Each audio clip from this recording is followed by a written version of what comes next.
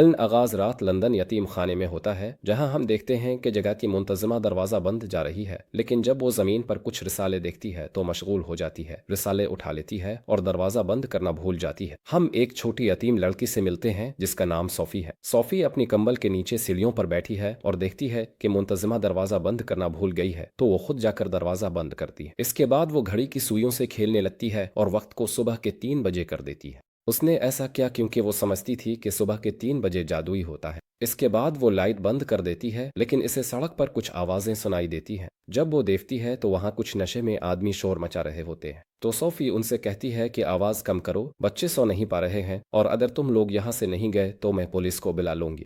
वो आदमी डर जाते हैं और भाग जाते हैं और सोफी अपने कमरे में वापस आ जाती है। हम देखते हैं कि एक देव कामत साया सड़क पर नमूदार होता है, लेकिन सोफी इस पर ध्यान नहीं देती और अपने कमरे में चली जाती है जहां तमाम बच्चे सो रहे होते हैं। वो खुद को कंबल से ढांप लेती है, ऐनक पहन लेती है और सोने से पहले पढ़ने के लिए लाइट जला लेती है। जब वो पढ़ रही होती है, इसे दोबारा सड़क पर शोर सुनाई देता है तो वो समझती है कि नशे में धत आदमी है, लेकिन जब वो खिड़की से देखने जाती वहां बिल्लियां खेल रही हैं, कूड़े के डब्बे गिरा रही हैं। जब सोफी उन पर नजर डालती है तो एक देव कामत हाथ आता है और कूड़े के डब्बे को सीधा कर देता है। इसके बाद देव अपनी पूरी कामत जाहिर होता है जो इमारतों के बराबर होता है। सोफी इसे देखकर खौफजदा हो जाती है और अपने कमरे में वापस चली जाती है, लेकिन देव अपना हाथ बढ़ाता है और इसे कंबल को उठा लेता है और इसे सड़कों पर चलता है। देव चालें इस्तेमाल करता है इंसानों से छप सके। सड़क पर खंबे दरख्त की तरह नजर आता है। अपने रास्ते पर चलता है और पहाड़ों तक पहुंच जाता है, जहां पहाड़ से दूसरे पहाड़ पर छलांग लगा लेता है। अपने गांव पहुंच जाता है, अपने घर में दाखिल होता है और सोफी दरख्त के तने में लगता देता है और देव खीरे को काटना शुरू कर देता है। और सोफी खिड़की से चुपके से निकलने और भागने की कोशिश करती है, लेकिन वो खिड़की नहीं खोल पाती क्योंकि वो बहुत बड़ी थी। गलती से वो एक बाल्टी को टकरा देती है और आवाज पैदा करती है, लेकिन खुशकिस्मती से देव ने इसे नहीं सुना। लेकिन चूंकि वो घबराई हुई थी, वो दूसरी बाल्टियों से भी टकरा जाती है और इस बार देव ने इसे सुन लिया। वो कहता है कि तुम यहाँ से नहीं भाग सकती क्योंकि तुम्हारे पास पर नहीं है।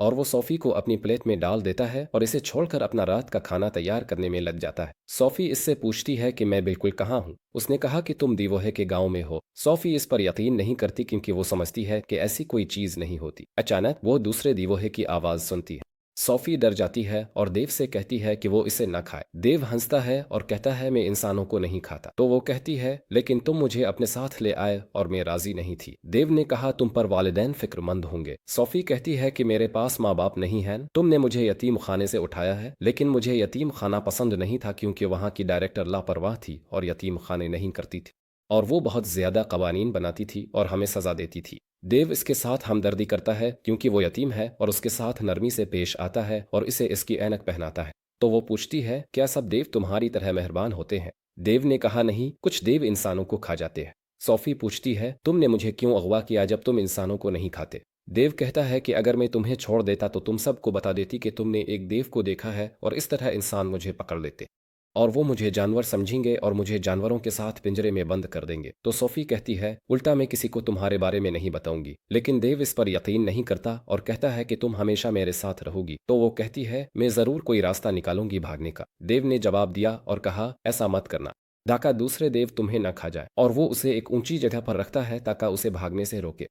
इसके बाद देव एक बड़ा अदसा इस्तेमाल करता है और सोफी की किताब पढ़ता है और सोफी हैरान होती है कि वो पढ़ना जानता है। फिर वो देव की कहानी सुनते हुए सो जाती है। देव हमेशा अपने लेबोरेटरी में जाता है और हमें पता चलता है कि ये देव ख्वाब और डरावने ख्वाब बनाता है और वो किसी भी ख्वाब को अपनी मर्जी के मुताबिक बना सकता है। वो सोफी के लिए एक डरावना ख्वाब बनाता है और वो नींद से जागती है और देव को सोते हुए देखती है और वो मौका का फायदा उठाती है और खिड़की से भाग जाती है। लेकिन एक बहुत बड़ा देव जाग जाता है और इसे देखता है और पकड़ लेता है। दूसरा देव उन्हें देखता है और सोफी इससे मदद मांगती है, लेकिन वो इसकी परवाह नहीं करता। देव उसे अपने मुंह में डाल कर खा लेता है। सोफी ख्वाब से जागती है और डर जाती है। इसे पता चलता है कि अच्छा देव ही था जिसने इसके लिए ख्वाब बनाया था। वो उसे कहती है कि ख्वाब को इतना खौफनाक नहीं बनाना चाहिए था। उसने कहा कि मैंने जानबूझकर उसे खौफनाक बनाया था। दाका तुम मेरी बात सुनो और मेरी इजाज़त के बगैर जगह न छोड़ो क्योंकि दूसरे देव इंसानों को खा जाते हैं। अचानक वो एक देव की आवाज़ सुनते हैं जो उनकी तरफ आ रहा होता है। अच्छा देव परेशान हो जाता है और उनके पास दूसरा देव आता है जिसका नाम फ्लैश था और वो बहुत बड़ा था, इतना कि अच्छे देव के मुकाबले में वो झूठा लगता था। सोफी डर जाती है और छप जाती है। फ्लैश अच्छे देव से कहता है कि मैंने तुम्हें किसी से बात करते सुना था, तुम किससे बात कर रहे थे? मुझे यहाँ इंसान की बो आ रही है और अगर मैंने इसे पाया तो खा जाऊंगा। अच्छा देव इसे कायल करने की कोशिश करता है कि यहाँ कोई इंसान नहीं है, और सोफी अच्छे देव के खीरे में छप जाती है। फ्लैश इंसान की बो सूंघता रहता है। अच्छा देव इसे कहता है ये खीरा खा लो, इक्तिफा करो। फ्लैश मान जाता है। खाने वाला था कि अच्छा देव देखता है सोफी खीरे से बाहर निकलने की कोशिश कर रही है, तो अच्छा देव उसे रोकता है, कहता है ये खीरा खराब है। फ्लैश फौरन खीरा छोड़ देता है। जाने से पहले कहता है तुम दीवोहे की कौम के लिए शर्मिंदगी हो। इसके बाद वो चला जाता है, अपने घर का दरवाजा बंद कर देता है। अच्छा देव सोफी की खैरियत मालूम करने के लिए जाता है। वो खीरे से बाहर निकलती है और गंदी होती है। क्योंकि वो इसके साथ मेहरबान है, वो उसे उठाता है और नहलाता है। इसके बाद वो इसे सामने रखता है ताकि वो फौरन खुश्क हो जाए। वो इससे पूछती है कि क्या उसके पास उसके साइज के कपड़े हैं। अच्छे देव के पास बहुत से कपड़े थे और वो उसे आराम से कपड़े पहनने देता है। वो उसके सोने के बिस्तर में उसकी चीजें रखता है। सोफी अपने नए कपड़े पहनती है और उसे बहुत पसंद आते हैं। अच्छा देव हैरान होता है कि इसने ये कपड़े क्यों चुने। फिर वो उसे लेकर उसके बिस्तर तक ले जाता है। ख्वाबों का शिकार करने जा रहा था और इसरार करती रही कि वो साथ जाए, लेकिन वो इनकार कर रहा था कि कोई दे उसे ना देख ले। वो उसे कहता है तुम यहाँ रहना होगा ताकि तुम महफूज रहो।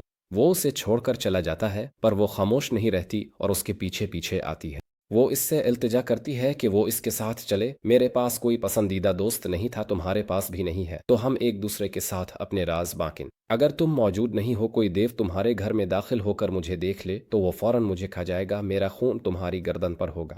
तो देव इसके साथ जाने पर राजी हो जाता है जब वो ख्वाबों का शिकार कर रहा होता है और इसे घर से बाहर ले जाता है। इस वक्त देव सो रहे होते हैं और सूफी और देव को आहिस्ता चलना पड़ता है ताकि उन्हें न जगाए।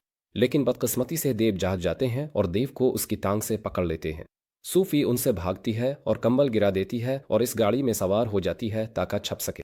और देव देव को पकड़ लेते हैं और इससे पूछते हैं तुम कहाँ जा रहे हो, तुम्हारे साथ खेलना इससे पहले कि तुम जाओ। वो इसे दूसरे की तरफ गेंद की तरह फेंकने लगते हैं और उनमें से देव दो गाड़ियां पकड़ लेता है। इनमें वो गाड़ी भी शामिल होती है जिसमें सूफी होती है और वो पहाड़ पर चढ़ जाता है दूसरी तरफ, और देव देव को पकड़ लेता है और इसे ट्रक के ऊपर रख देता है। वो तीनों गाड़ियों को एक दूसरे से टकराने की कोशिश करते हैं, लेकिन सूफी गाड़ी को कंट्रोल करती है और उसे अच्छे देव से दूर ले जाती है। देव दोबारा अच्छे देव को पकड़ लेते हैं ताकि उसके साथ खेल सकें, लेकिन फिर बारिश शुरू हो जाती है और देव गारों में छुपने के लिए भागते हैं क्योंकि वो पानी से डरते हैं। अच्छे देव ने सूफी को अपने बैग में ले लिया ताकि वो चल सके, लेकिन इसके बाद फ्लैश को सूफी की कंबल जमीन पर पड़ी हुई मिलती है।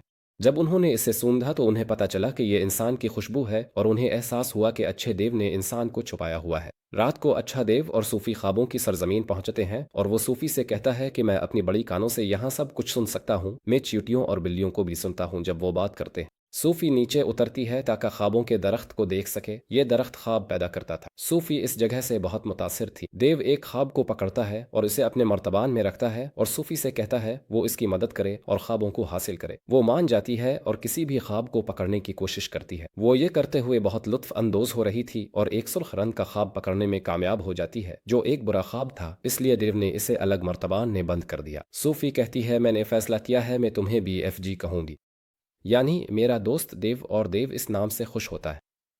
ख्वाब जमा करने के बाद वो और सूफी शहर की तरफ चलते हैं। देव हर शख्स के दिल की धड़कन सुनता है ताकि उसे मुनासिब ख्वाब दे सके।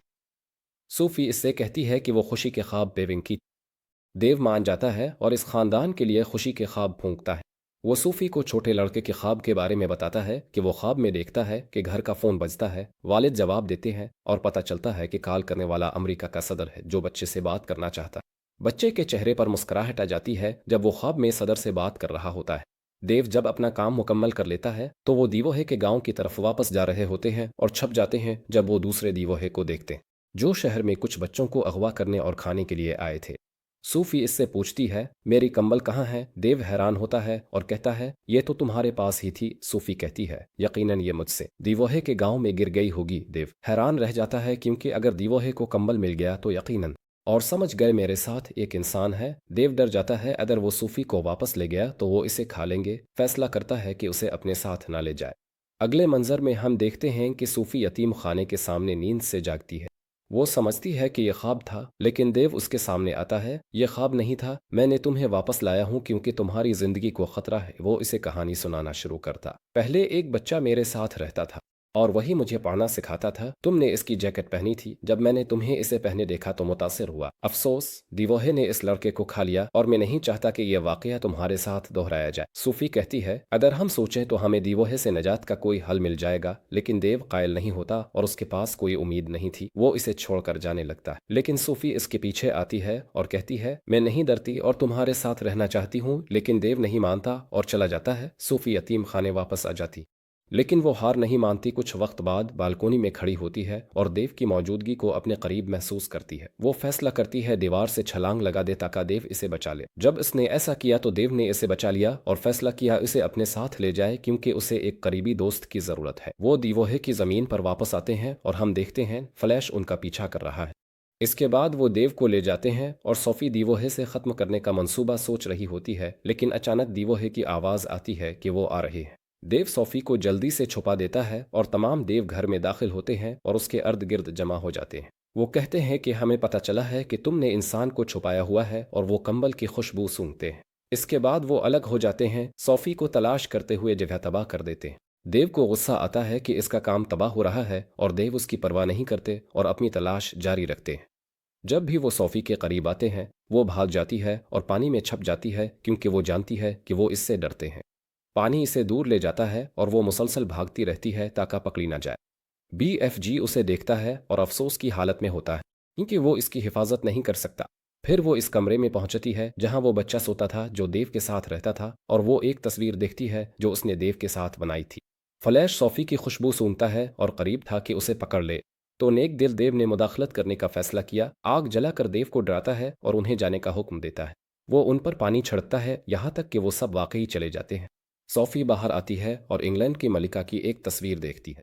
दो इसके जहन में एक ख्याल आया, वो देव को यह ख्याल बताने जाती है। वो कहती है, मैं चाहती हूँ तुम मलिका को एक खौफनाक ख्वाब दिखाओ। देव बच्चों की जिंदगियों को खतरा बना रहे हैं। देव को यह ख्याल पसंद आता है, वो ख्वाब तैयार करना शुरू कर देता है। सोफी उसे कहती है, ख्वाब में ये भी शामिल करो। नौदेव इंग्लैंड पर हमला कर रहे हैं। मलिका ने फौजियों को भेजने का फैसला किया है ताकि दुआहे से लड़ सके। ये यकीनी बनाओ में और तुम वहाँ मौजूद होंगे। सोफी मंसूबा मुकम्मल करती है, कहती है, जब मलिका ख्वाब से जागेगी तुम मुझे मलिका के कमरे की खिड़की के पास इंतजार करती पाओगी और तुम हमारे पास आओगे और अपना तारुफ कराओगे। हालांकि देव मलिका से मिलने के ख्याल से डरा था, लेकिन वो सोफी पर भरोसा करता है और मान जाता है। इसके बाद वो मलिका के महल में चुपके से दाखिल हो जाता है बगैर उसके के मुहाफिजों को पता चले। देव सोफी को मलिका की खिड़की तक कामयाब हो जाता है बगैर किसी के ध्यान में आए, और उसने मलिका के लिए तैयार ख्वाब फूंक दिया। जब मलिका ने ख्वाब देखा तो वो घबरा कर जाग गई और खादमा मारी उसे तसल्ली देने के लिए अंदर आती है। मलिका मारी को अपने ख्वाब के बारे में बताती है कि देव बच्चों को घरों से अगवा करके खा जाते हैं। मारी आज का अखबार पढ़ती है और हैरान रह जाती है, क्योंकि इसमें बच्चों के रात को पुरस्रार तरीके से गायब होने की खबर थी। मलिका मारी से पर्दे खोलने को कहती है और मलिका हैरान रह जाती है जब वो सोफी को खिड़की के पास खड़ा देखती है और कहती है कि मैंने इस लड़की को यहाँ खड़े हुए ख्वाब में देखा था और एक देव इसे यहाँ लाया था। सोफी कहती है कि अब की बात सही है और देव मेरे साथ बाग में मौजूद है। जब खादिन आला ने यह बात सुनी तो उसने मुहाफिजों को बाग की तलाशी लेने का हुक्म दिया। सोफी मलिका से कहती है कि हमें अब की ज़रूरत है ताकि हम दीवोहे से निजात हासिल कर सकें। मलिका इसे इजाज़त देती है कि वो इस देव को बुलाए जो उसके साथ है, और वादा करती है कि वो उसे नुकसान नहीं पहुंचाएगी। BFG वाकई सामने आता है और अपना अब जाहिर करता है। तमाम मुहाफिज हथियार उठा लेते हैं। मलिका हुक्म देती है कि मुहाफिज पीछे हट जाएं। मुहाफिज अपने हथियार नीचे कर लेते हैं और देव को देखकर हैरान रह जाते हैं। देव मलिका के सामने झुकता है, नौदुआहे से निजात दिलाने में मदद की पेशकश करता है। मलिका देव को महल में दाखिल होने की इजाजत देती है कि वो इकट्ठे नाश्ता करें। जब वो अंदर जा रहा होता है तो एक मुहाफिज इस पर नजर रखता है कि वो खानदानी वर्से की चीज को ना तोड़े। BFG जब इस कमरे में दाखिल होता है तो वो फानूस से कतरा जाता है और इसे तोड़ देता है। सब लोग परेशान BFG से खौफजदा होते हैं। वो उसके लिए मेज कुर्सी तैयार करते हैं कि वो बैठ सके। मुहाफिज उनके लिए बेहतरीन किस्म का खाना तैयार करते हैं। BFG बैठकर खाना खाता है और खाने से बहुत लुत्फ अंदोज होता है। वो कहता है कि ये इस खीरे से ज्यादा लजीज है जो वो खाता था। सोफी उसे सिखाती है कि काफी का कप कैसे पकड़ना है और BFG उसे पूरा पी लेता है और मुहाफिजों पर थोक देता है। खाना खत्म करने के बाद फौज के कमांडर अंदर आते हैं और मलिका उन्हें मौजूदा सूरत हाल की वजाहत करती है। वो कहती है कि BFG तमाम दुआहे के गांव की क़यादत करेगा और वहाँ 9 देव हैं। ये 9 देव कुछ घंटों बाद बच्चों को अगवा करने के लिए निकलने वाले हैं और हमें लाजमी सब कहते हैं हम BFG पर भरोसा करते हैं। इसके बाद BFG दोआहे के गांव की तरफ रवाना होता है और फौजी तैयारा इसके पीछे आता है। BFG उनसे कहता है इंतजार करें और वो लेबॉर्ट्री वापस जाता है ताकि दुआहे के लिए डरावने ख्वाब तैयार करे ताकि जब वो जागें तो खौफ महसूस करें और फौजी उन्हें आसानी से गिरफ्तार कर सकें। जब वो डरावने ख्वाब तैयार कर लेता है तो वो और सोफी बाहर बैठ जाते हैं। BFG सोफी को अलविदा कहना और कहता है ये हमारा आखिरी दिन साथ होगा।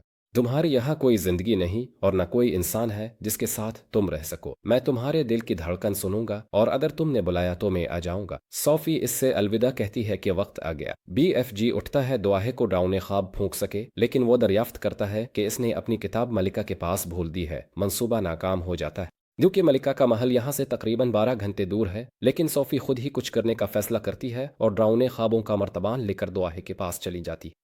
लेकिन इसी वक्त फ्लैश जाग जाता है और सोफी वक्त ज़ाय नहीं करती और मर्तबान तोड़ देती है, जिससे डाउने ख्वाब उड़कर दुआहे के अंदर चले जाते हैं सिवाय फ्लैश के, क्योंकि वो इसका जिम्मेदार था।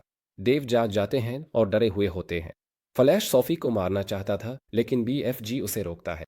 फ्लैश इसे पकड़ लेता है और BFG उसे कहता है कि हकीकत को कबूल कर लो, यही तुम्हारी इंतहा है। फ्लैश इसकी बातों की परवाह नहीं करता और इसे मारने ही वाला था, लेकिन फौजी तैयारा इसका हाथ और पांव पकड़ लेता है और दुआहे पर हमला शुरू कर देता है और उन्हें गिरफ्तार कर लेता है। देव मुजाहमत करने की कोशिश करते हैं और फौज के साथ लड़ते हैं, लेकिन बेसूद। फौजी तैयारा उन्हें सबको पकड़ लेता है और उन्हें दूर ले जाता है। BFG और सोफी ने जो कुछ हुआ देखा और वो खुश थे।